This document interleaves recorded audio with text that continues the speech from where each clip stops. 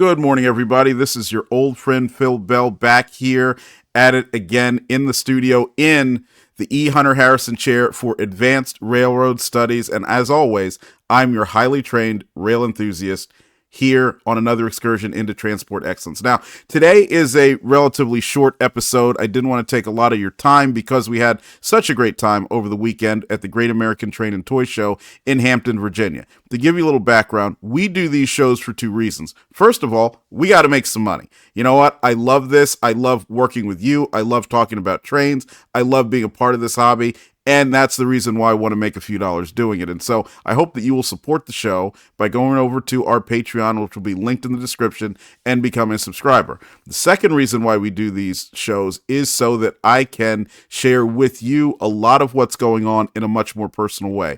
Number one, whether it's my photography, so you can see some of the places where I go and train pictures that I've been able to take, but also so that we can talk in person about just a variety of different things. Whether it is in one case talking about train operations and the cultures of some of the major U.S. railroads, to just having discussion about the history.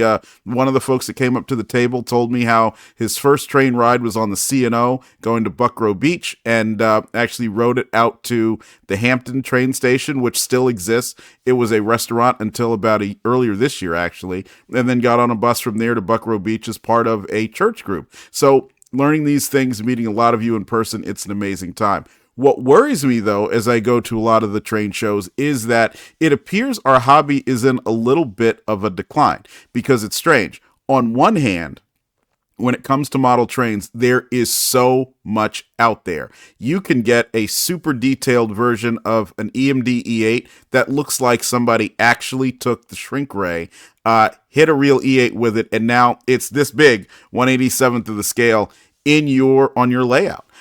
That's great. And frankly, the prices for that, although they can be, as low as just slightly under $200 and then up to close to $500, those prices are actually pretty amazing, because when I was modeling full time, as an HO scale model railroader, you couldn't get anything like that. The only way you possibly could is if you purchased a brass engine. And even then, the brass engines didn't necessarily have the best drive quality. They were not easy to obtain. They cost a lot of money relative to other model trains that you would get. And even then, you wouldn't necessarily have the detail that would that you're getting now with a lot of the plastic items that are offered today. So in that respect, the hobby is actually improving. And I also love to see some of the new electronic gizmos and gadgets like DCC. And yeah, I know some of you are going to say, well, wait a minute, Phil, DCC is not exactly new. I know, but it's new to me, okay? Because that was something that was still a concept when I was last seriously model railroading, so that's great. On the other hand, what's declining, though, as I go to these shows, you're seeing a lot fewer vendors, number one. And number two, you're seeing a lot fewer young people getting involved in anything other than the model railroading aspect of the hobby.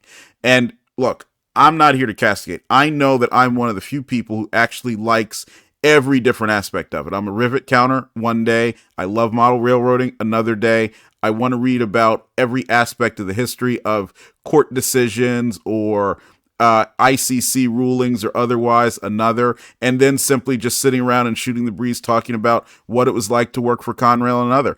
I like every facet of railroading, which is why we call this All Things Trains. And I know that all of you aren't like that, but what I hope will happen is that more of you will take the opportunity to learn about different facets of railroading, because without it, we aren't going to have, for example, a robust future for model railroading. Without understanding that and having more people interested, we're not going to have a robust future for Railroadiana and a lot of the things that go along with this. So in order to keep this hobby alive, if you're out there, if you can see this broadcast, please take some time to explore other facets of railroading, something that you don't know, something that you might find boring. And I'll give you a little example. So when I was a kid, I loved to read America's Colorful Railroads by Don Ball Jr. And by read, I mean leaf through the pictures and read the captions. And that was great. As somebody who is 7, 8, 9 years old, yep, you can get away with that, and you can actually learn a lot by looking closely at the equipment, seeing what's there, asking, well, how did they take this type of picture, or what year was this, and so forth. There's a lot to be gained from that. But one day I decided, you know what? let me go to the back of the book. And in the back of the book was this printed section where they talk about the history of the diesel locomotive and how it works. And then it was like a light bulb went on with me. I learned everything that, number one, a diesel locomotive isn't a diesel locomotive. It's actually an electric locomotive that has its power generated on board by a diesel engine turning an electric generator. That the wheels weren't turned by something that approximated my grandmother's car's transmission. They were actually being turned by electric motors that were on the axles. This was a whole different world. And then that opened up for me so much more about railroading with that simple, small section. So while I know there are things that you might think, hey, look, that sounds like watching paint dry when somebody's talking about the difference between an SD50, an SD50M, and an SD50-3, and you just want to make sure that your model looks a lot like, or close to approximating the real thing as possible. Learn that. Take that time. Even if you simply just file that information away, you will be helping to make sure that our hobby as rail enthusiasts can continue for generations to come. And also, if you're somebody who knows about this, if you're somebody who spent time restoring equipment, if you're somebody who's worked on the railroad and you are also a rail enthusiast, if you're somebody that's worked in the industry as an attorney and you find younger people who are interested, be willing to share with them. Now, you don't have to be pushy, but be willing to share with them because that will open new doors for them as well. And like I said, make sure that in 100 years, in 150, in 200 years, that whatever trains are running are going to be rail fanned, they're going to be modeled, they're going to be documented, chronicled, talked about, yelled about, you name it, and that they will continue to play an important role in our society. This is something that we as rail enthusiasts can do. Another thing that I wanted to talk about, and let me share my screen with you here, is this story about the Uinta. And I apologize to you in Utah if I'm getting this wrong, but the Uinta Basin Railway. One of the courts here in D.C. that overrode the Surface Transportation Board's decision to approve this new rail line, which would serve oil, gas, a lot of natural resources in Utah, and move it to Union Pacific's former Rio Grande main line. The railroad itself would be operated by Rio Grande Pacific, which is not related to the original Denver, Rio Grande, and Western, but is a short line holding company. The court has said that they will not rehear the objections to their, what I would call a very arbitrary and capricious decision to strike down the STB, Surface Transportation Board's ruling that the project can proceed. You see, what's very interesting about this is Eagle County, Colorado, which is not part of the Uinta Basin Railway, filed an objection and complained about environmentalism and all kinds of just what I typically say, and I hate to be this colloquial, but say wacko stuff. But they are an example of a judicial entrepreneur. And the judicial entrepreneurs these days in America are much stronger than our railroad entrepreneurs, and they are having much greater success. And what I hope you'll do is go over to Railway Age, the couple of articles that we're going to link in the description, because they provide a very in-depth explanation of what's going on, what the project is, what it would serve, and why the court has chosen to rule against it and why there are objections. But I also want you to do that to see why it's very difficult for our industry to grow. You see, everything that railroads do, freight railroads primarily, but also passenger railroads, has a very, very large there's a very large group of folks that will object to it and seek modifications based on so-called environmental reasons. Now, if you've listened to me for a long time, you know that I am a doctrinaire conservative Republican, and while that's not the primary thing that we like to talk about here on the All Aboard podcast, it does factor in because one of the reasons why I am a doctrinaire conservative Republican is because I noticed that railroads in the 50s, 60s, and 70s declined heavily because of the heavy yoke of federal regulation. The reason we had all of those bankruptcies, such as Penn Central, Lehigh Valley, Rock Island, and so on, one of the major reasons is because of so much regulation that made it impossible for railroads to be market actors. And when you look at this project, which, by the way, is sanctioned by local governments, and local governments are playing a very large role, something I'm not necessarily a fan of, but I'm glad to see that you have a recognition here that railroads can play an important part in our transportation infrastructure. And they are doing this in large part because the only way to move the oil, gas, and other natural resources there is by truck, therefore accomplishing actually a goal of the environmentalists, which is to reduce carbon footprint and make it easy. I shouldn't say easier, make transportation less so-called environmentally impactful. And yet here you have a court ruling in favor of a county that's not even in the same state as where this project would take place. And they say, well, wait a minute, there's all of these problems with the way the Surface Transportation Board has ruled, including calling their ruling arbitrary and capricious. But if you know anything about the Surface Transportation Board and its predecessor agency, the Interstate Commerce Commission, large swaths of what they have done has been arbitrary and capricious. And I'm not saying that simply because I want to dunk on the current board, but I'm saying that because it's true. And that's been accepted, not only jurisprudence, but accepted political strategy and approach taken for decades. But now suddenly, because there's a project that will actually be beneficial, you have a court say, well, you can't be arbitrary and capricious, especially because this isn't allowed under the Interstate Commerce Commission Termination Act.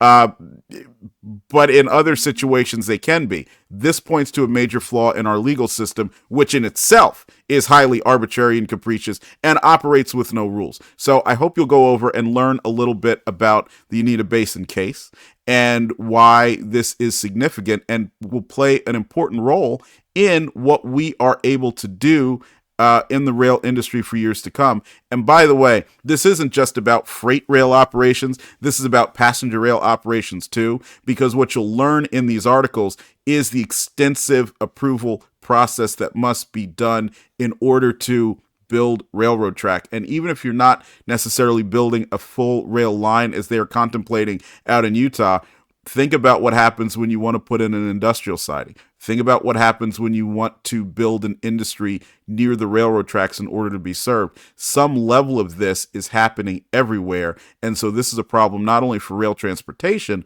but this is a problem for railroad customers that would be served by those carriers. And you can only expect, regardless if it's Democrats or Republicans in the White House over the next few decades, for this to become much more difficult. And I want you to add to that one thing that I discussed actually extensively at the train show, which is that most Americans don't seem to understand, know, or care very much about what makes their lives.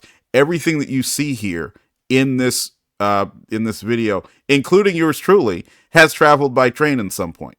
So whether it is a TV potentially coming from overseas and being put on a shipping container that moves on a train in part to get to its final destination, or it could be the base materials that made the Brunswick Green PLB microphone moving in potentially a tank car, hopper car, gondola, or otherwise, depending on what materials we're talking about, or finished products, again, moving in trailers for part of the way before they get on trucks. The railroad is an integral part of our everyday lives, even if we do not interact with it. So it's important that all of you, especially rail enthusiasts out there, are willing to let your members of Congress know. And again, Republican or Democrat, doesn't matter, because all of them have done the wrong thing and gone in the wrong direction, so they all need to hear from you. We need to have a regulatory structure that facilitates growth as opposed to prevents growth, and a regulatory structure that is hands off much more so than it is hands on, because this is an example of what is needed for the railroads to grow, for jobs, both union and non-union, to grow, and for our businesses, the ones that we depend on to facilitate everything, to have choice in transportation. It means that rulings like this should not be happening, and efforts like this to constrain growth and constrain freedom should be stopped as much as possible. Now, another thing I wanted to chat with you about today comes to us from the state of Iowa, where the Canadian National announced at the end of last week that they will be acquiring the Iowa Northern Railroad, which is a 275-mile carrier and has been one of the bright spots in the short line industry in recent years. I think CN acquiring Iowa Northern is very, very interesting because it goes with a pattern that we've seen over the past few years, really starting in 2015, which has seen Class 1 carriers growing as opposed to shrinking. So while CN is acquiring Iowa Northern, we've seen Canadian Pacific took over the Montreal, Maine, and Atlantic, former Bangor and Aroostook, Central Maine and Quebec. A lot of different names for that railroad out there.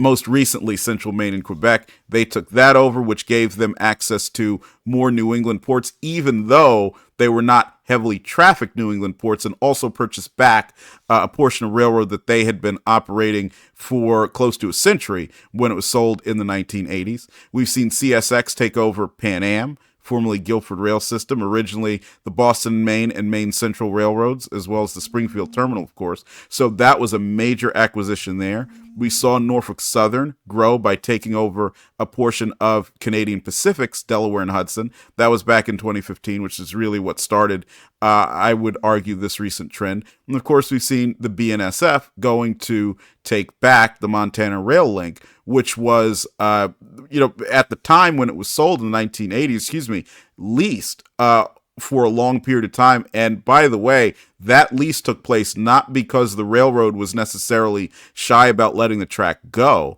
but they had to do it in part because of bonds and other obligations that were related to those properties. It was not an integral part of their network, but then over time, it became what BNSF viewed as an integral part of their network. And so now with the owner, Dennis Washington, deciding that he would like to exit at least that portion of the business, and the BNSF, apparently wanting for a long time to take the railroad back over. And so that is something that is also happening in 2023. I am very interested to see what the result of this expansion in Class 1 carriers is going to be. Now, if you listen to me talk for long enough, you know that I'm much more a believer in the lean Class 1 strong regional and short line model, where you have short line and regional railroads doing a lot more, and I would say the lion's share of interacting with customers, whereas the Class 1s, I view them as being much more optimized for your long distance travel. And if you really look at railroading in the context of trucking, you'll see that there are dramatic differences, because it's really rare to see a truck other than a delivery truck. So we're talking about here, your 18-wheelers, the tractor trailers you see going down the highway. They typically get a load at point A and take the load to point B. They don't normally start at point A, make a stop over at point B, then continue on to point C, make a pickup and a drop off, maybe add another trailer and go over here. They don't quite do that. Does happen in some cases, but it's far more rare than what you have on a railroad. And so if you were to go to some place like whether it's CSX, Norfolk Southern, Union Pacific, or otherwise, while you will see your through trains, high-speed intermodals that fly right by you and are doing that point-to-point, hub-to-hub movement, you also will see a lot more manifest trains that will make pickups and setouts along their route. That is much more common than many people realize, and it is the opposite of the trucking company model, because railroads are very successful when they're able to act as aggregators of traffic, taking all of the traffic that Farmer John might produce, the Barbie doll factory might produce, and otherwise, and put them together in these trains, and then use that economy of scale to offer lower prices to customers than they would otherwise pay if they were having to get one person to operate a truck each time they needed to make a shipment or receive a delivery. So it's interesting to see that Canadian National and some of these other carriers are acquiring some more of the smaller railroads, where they're getting back into much more of that loose car railroading business, where you're going to need to marshal crews in order to serve smaller industries and then take those to serving yards. The serving yards are going to make the trains even bigger and take them to more of your hub yards like The old Allentown yard, which really doesn't function much as a classification yard anymore, in Allentown, Pennsylvania, Enola Yard, which I know many of you have heard about from the Pennsylvania Railroad era, Conway Yard, since we're using Norfolk Southern yards as an example, Conway Yard, which is still a very large classification facility. So taking it there and then putting it in Manifest, which will continue to make pickups and set-offs along the way as they move. That was a much more expensive business model, which is why you saw over many years a lot of the large railroads getting out of it and spinning it off to short lines, which became carriers like the Iowa Northern. So not negative, don't get me wrong, when you listen to this on the strategy and what they're doing. But I think it's very interesting because, as I said, again, I'm much more a proponent of the short line and regional model. I would like to see more short lines and regionals, and I would like to see them become larger carriers. Maybe not quite to the extent of the post-World War II era, where you had railroads like we've been discussing with the Seaboard Airline and the Atlantic Coastline. That's a little bit larger than what I'm contemplating here, but I would like to see more of those stronger and growing, because more of those carriers will ultimately, in my view, be able to funnel more business to carriers like Canadian National and CSX and make those even stronger railroads. Because what really does concern me is recently with the labor agreements in the railroads, as well as what you're seeing in industries that are serving the railroads like the auto industry, there will be a dramatic increases in wages that are coming to a lot of the rank and file. And a lot of you are working for railroads, and so you're going to be very happy to see those paychecks go up, but it's going to be a delicate balancing act for management, because as those paychecks go up and those costs rise, there's going to have to be corresponding increases in both the volume of business and the price that these customers pay in order to be able to pay those bills. We're not talking about making profits here. We're talking about paying the bills of the people who do the work. And that means we're talking about wages and salaries here. So in order to do that, there's going to have to be substantial increases. So the hope is that acquisitions such as Pan Am and Iowa Northern and otherwise are ultimately going to lead to that growth. And then finally, just one last quick thing, because this is also a little bit of a crossover episode to our other podcast, the I Hate Big Tech podcast, because you remember your buddy Phil here. I love trains and I hate big tech. I wanted to also talk about going back to where we were in the beginning, talking about the train shows. It's interesting to note how much in the way of different types of rail enthusiasts we have. So I have had a very interesting time learning much more about the market for model trains, Railroadiana, and you name it, books, magazines, everything over the past year. This has been eye-opening for me, because as someone who has loved trains since he was a baby, and that is true, I was born this way, as Lady Gaga would say. It's interesting to get to know what each of us, whether we're talking about former rail employees, current rail employees, casual rail enthusiasts, big-time rail enthusiasts, and so on, what differences there are among all of us, what we like, what we don't like, how we pursue the hobby. I think it's just very interesting as somebody who is building a business in the hobby, but also as someone who simply likes to get to know people and make friends, is all the different distinctions. And I'll give you a good example.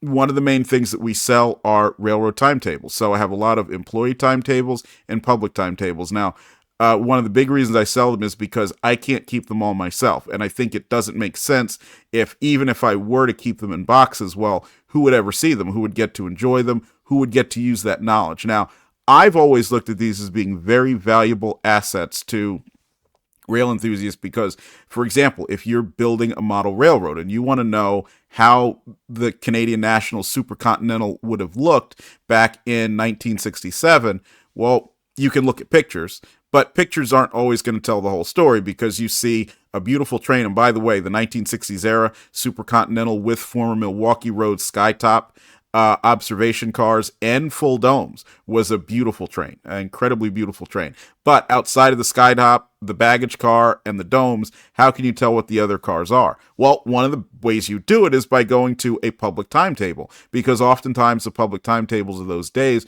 would have information on the different car line numbers that were there. So you could say coaches, 21 roomette sleepers, and so on, all of which is being offered. I don't believe CN offered those, but just as an example. So you could look at that, and then you could use that as a way of determining what you're going to go buy when you're looking for your HO scale passenger cars, or what you're going to have to kit bash as you realize, well, you can't get a 21 roomette sleeper that, closely approximates the former Pennsylvania and N&W cars. So that's why I've always looked at that as valuable. But at the same time, when you run into somebody who, for example, has their Canadian National hat and Canadian National shirt, there's a very good chance they already have several of those timetables. So that's probably not going to be your customer unless he is looking to complete his collection of a specific year or a specific period. So they're usually not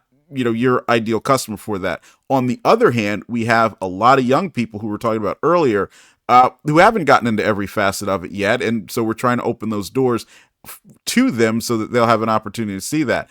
And it's getting them to say, well, okay, here's how I want you to look at this. And if you do, then some of these products will become more interesting to you. So it's just a little insight into what it's taken to build this type of business and kind of the ups and downs. But overall, I've had a lot of fun interacting with a lot of you folks in person, getting to talk about trains. I could do it all day. The only thing I'd like to do one day is actually open up a Railfan lounge at one of these so we could sit back, drink our bourbon, or in this case, since it's the morning, iced tea out of my Penn Central mug that I got from Mohawk Designs, by the way. It's a terrific company. And shoot the breeze and learn more of what you learned and share a little bit about what I have. So I hope you've enjoyed this episode. We will see you later on this week, and there will be a bonus episode, as I've mentioned, the Erie Lackawanna from October. So it looks a little bit different than what we have now because our studio is so much better. But we'll have that and talk a little bit about the EL. We'll have a few more exciting items for you coming later this week. And again, our next episode will be on Wednesday at 1 p.m. So we'll see you down the line, and I hope you have a great day.